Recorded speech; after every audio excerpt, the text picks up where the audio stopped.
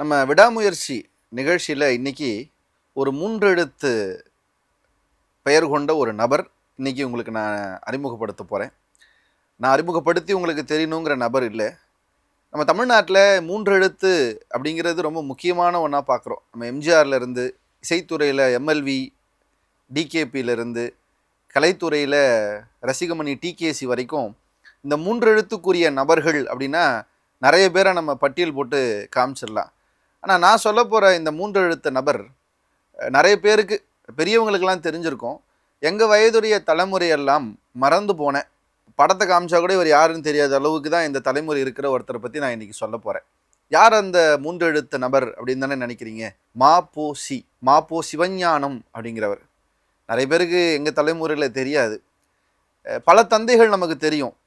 ஆனால் தமிழகத்தின் தந்தை என்கிற ஒரு பெரிய சிறப்போடு இவரை நம்ம கொண்டாடி இருக்கணும். இனியும் கொண்டாடப்பட வேண்டிய ஒரு நபர் தான். ஏன் இவரை தமிழகத்தின் தந்தைன்னு சொல்கிறாங்கன்னு பல பேருக்கு இன்றைக்கி தெரியாமல் போயிடுச்சு.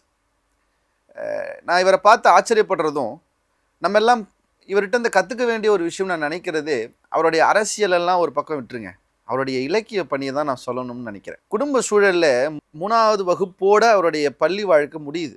அவர் படித்ததே 3ஆம் வகுப்பு வரைக்கும் தான். ஆனால் அவர் என்ன பின்னாடி செஞ்சாருன்னு நினைக்கிறீங்களா? வள்ளலார் கண்ட ஒருமைப்பாடு என்கிற அவருடைய நூலுக்காக சாகித்ய அகாடமி விருது பெற்ற இலக்கியவாதி மாப்போ சிவஞானம். இந்த 2 எல்லையை நான் பார்க்குறேன். ஒரு எல்லை 3ஆம் வகுப்போடு பள்ளி வாழ்க்கையை முடித்தவர், இன்னொரு எல்லை வள்ளலார் கண்ட ஒருமைப்பாடு நூலுக்காக சாகித்ய அகாடமி விருது வாங்கினவர்.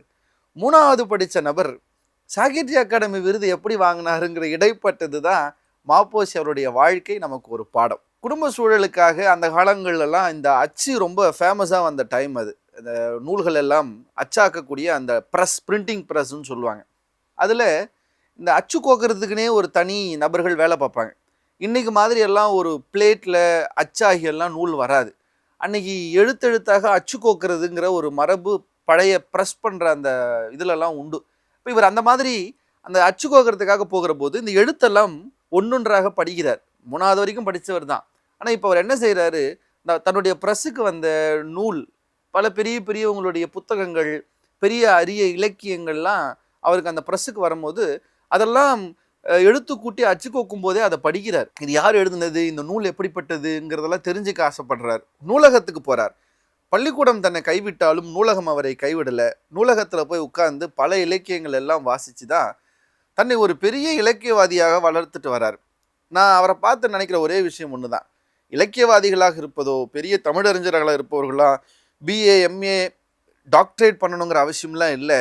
3வது படிச்சிருந்தாலும் தமிழின் மேலே மிகப்பெரிய தீரா காதலும் முயற்சியும் இருந்தால் சாகித்ய அகாடமியே வாங்கலாம் என்பதற்கு மாப்போ சிவஞானம் ஒரு பெரிய சாட்சி. அவர் ஜெயிச்சாருங்கிறதுல எனக்கு பெரிய விஷயமே இல்லை.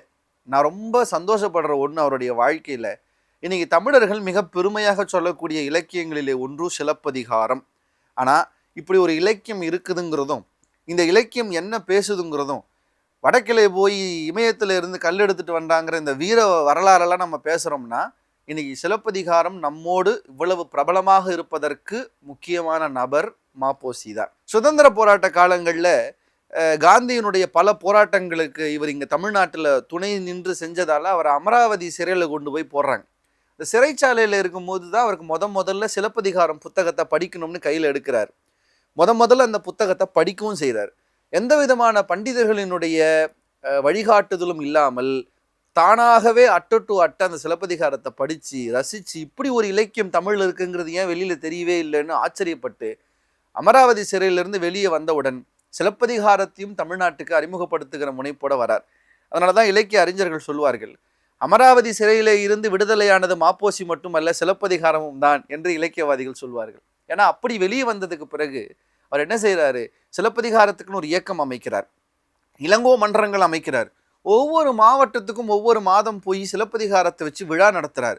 ஒவ்வொரு வருடமும் இந்திர விழாவை போலவே எப்படி சிலப்பதிகாரத்தில் நடந்ததோ அதே போல் இந்திர விழான்னு ஒன்று வச்சு சிலப்பதிகாரத்தினுடைய பெருமைகளை எல்லாம் பட்டி தொட்டி எங்கும் இலக்கிய ரீதியாக கொண்டு போய் சேர்த்தது மாப்போசி. இதை நான் ஏன் சொல்கிறேன்னா, ஒரு காலகட்டம் வரைக்கும் சிலப்பதிகாரமா என்று கூட தெரியாமல் இருந்த இந்த தமிழ் கூட்டத்தில் சிலப்பதிகாரம் என்று ஒரு இலக்கியம் இருந்ததை இந்த உலகத்துக்கு கொடுத்த பெருமை மாப்போசிக்கு உண்டு.